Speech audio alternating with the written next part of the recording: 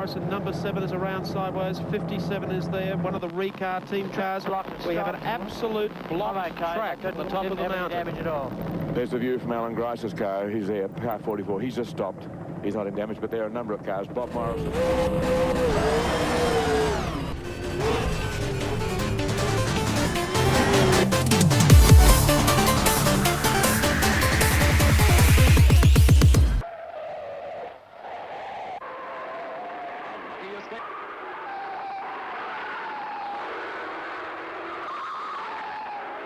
Going over Skyline, Robert's car spins and crashes backwards down a steep slope.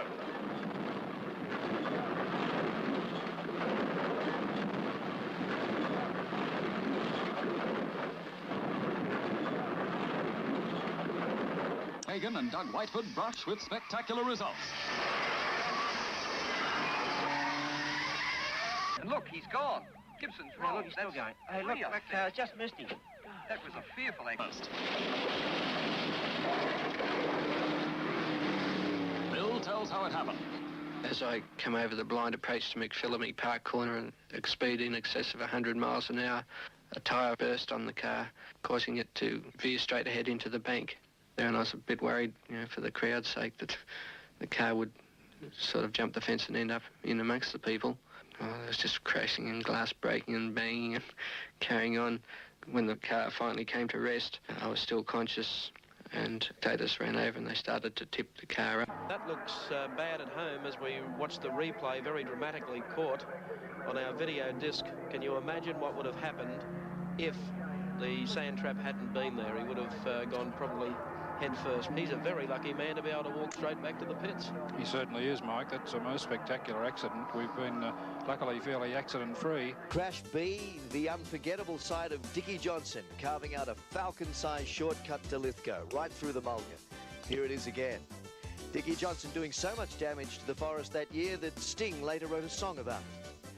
Crash E involved just about everyone, but mostly Scott Tom Walkinshaw, who won the race in a Jaguar in 1985, but didn't fare nearly so well here in 84. As a Jaguar lover, certainly my favourite stack in the pack, but a sorry sight for lovers of the three-pointed star. Yeah, and let's face it, a lot of people really dig. Oh, he's gone. Kevin Bartlett, the row is over.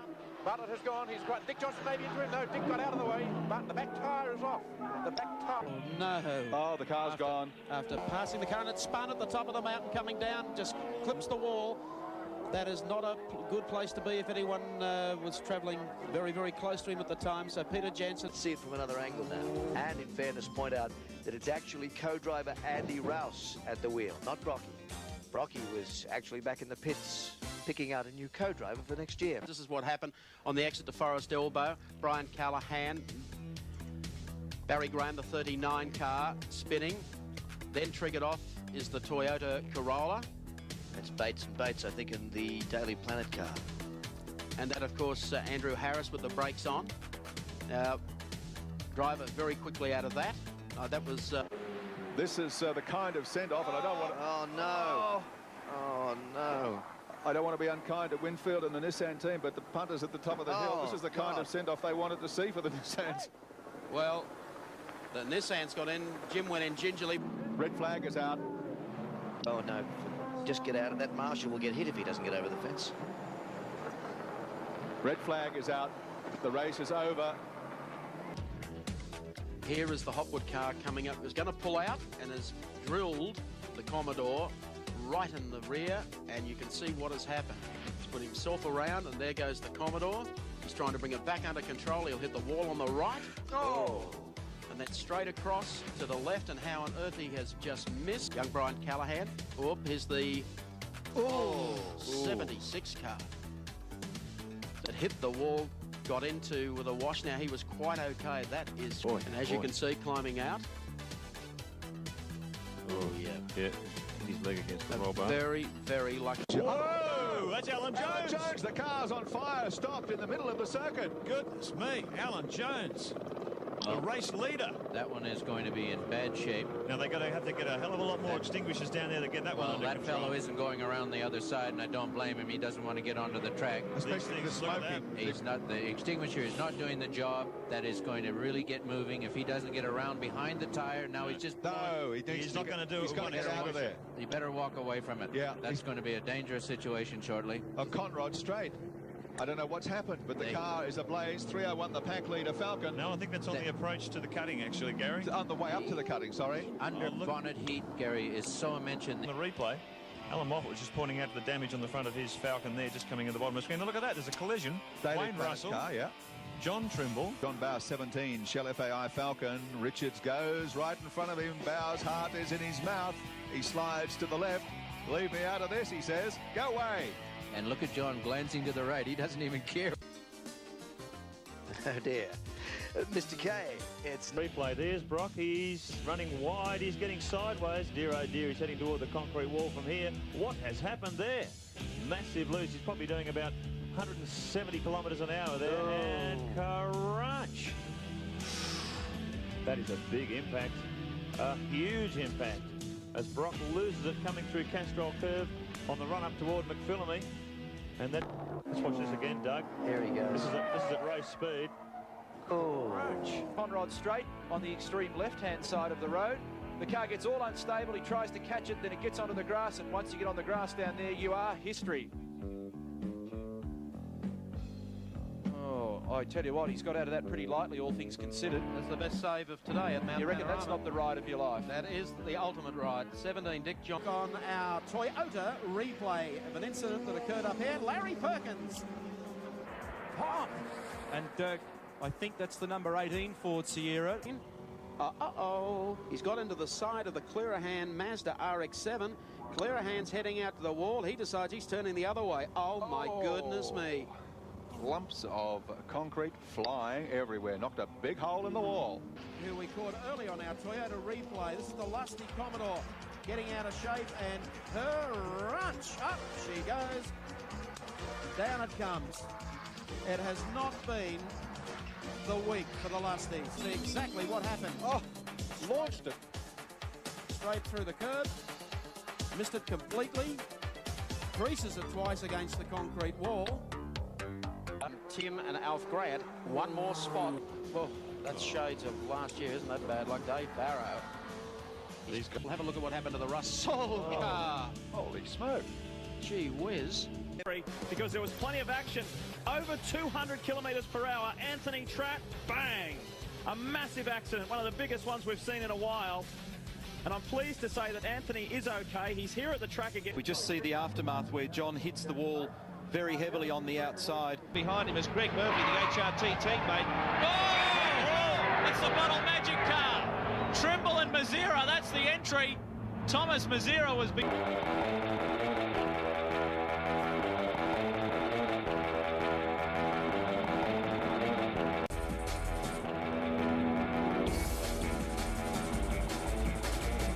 Former V8 privateer and super touring racer. Look at the air he gets. It bites and throws him. Frightened away.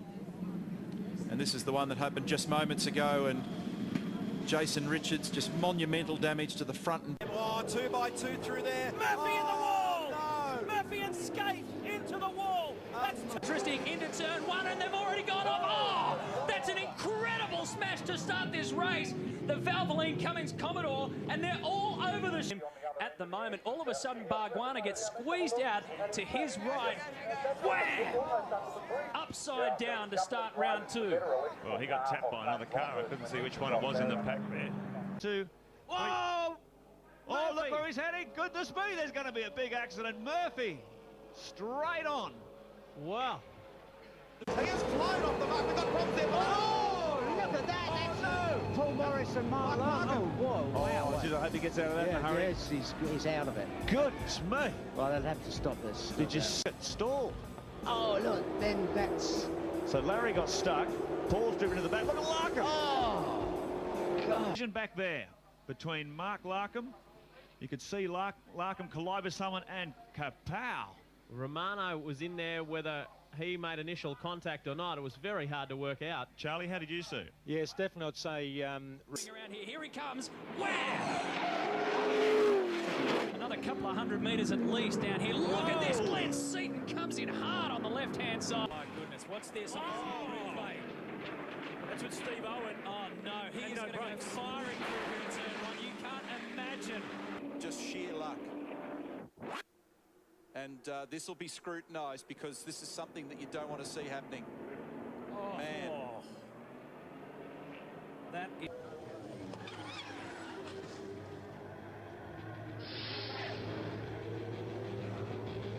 On the outside at turn 2.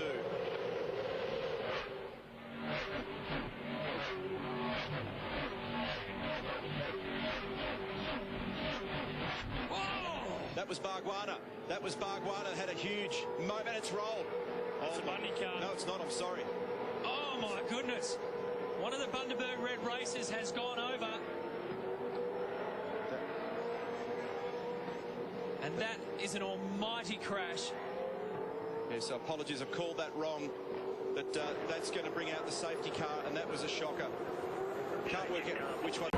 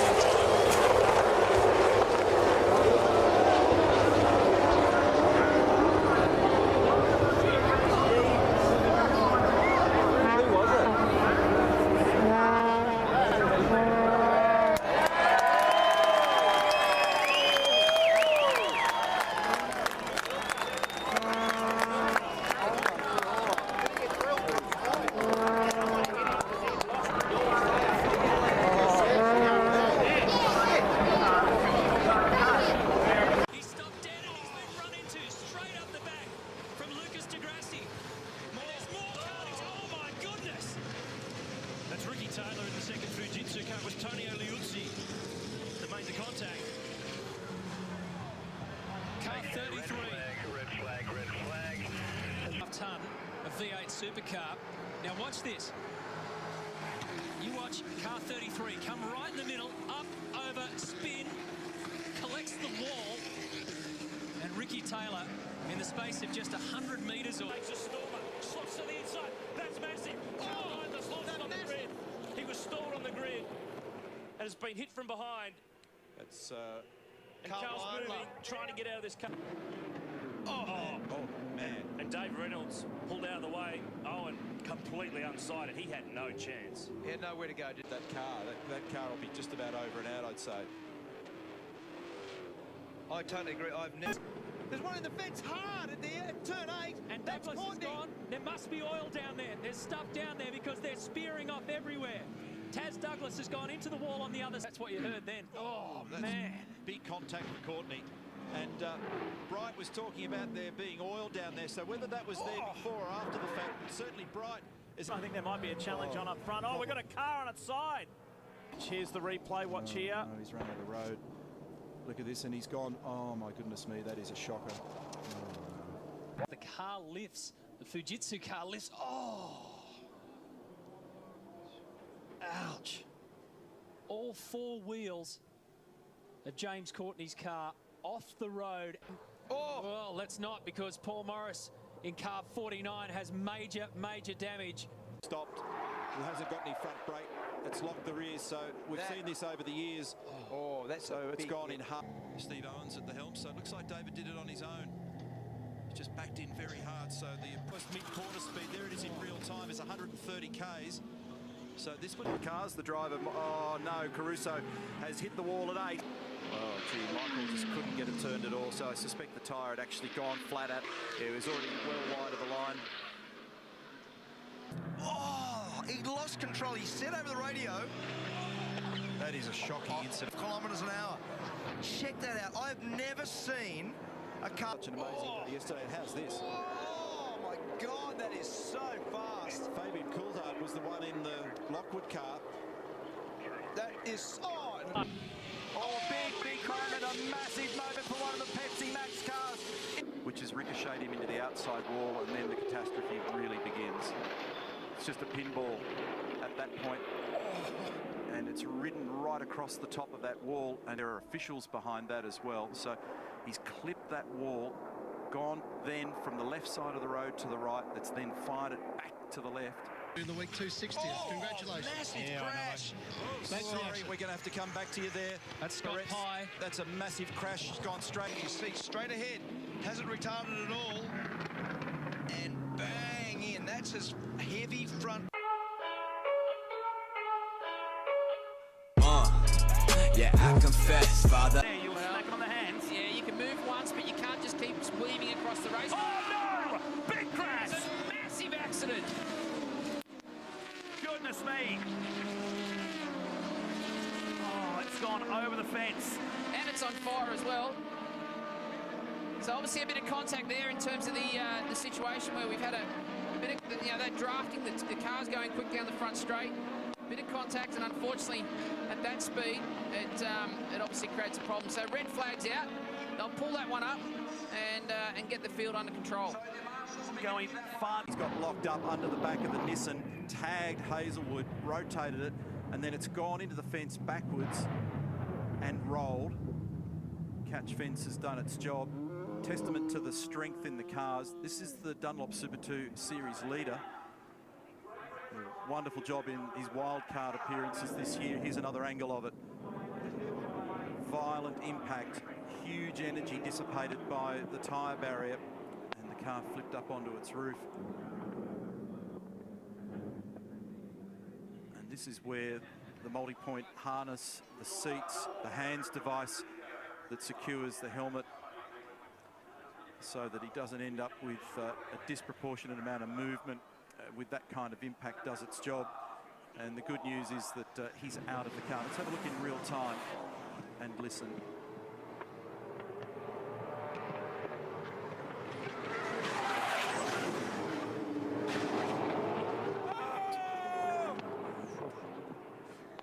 And again, lucky that fuel cell's not in the back there either, Neil, in the next generation cars. And Jonathan Webb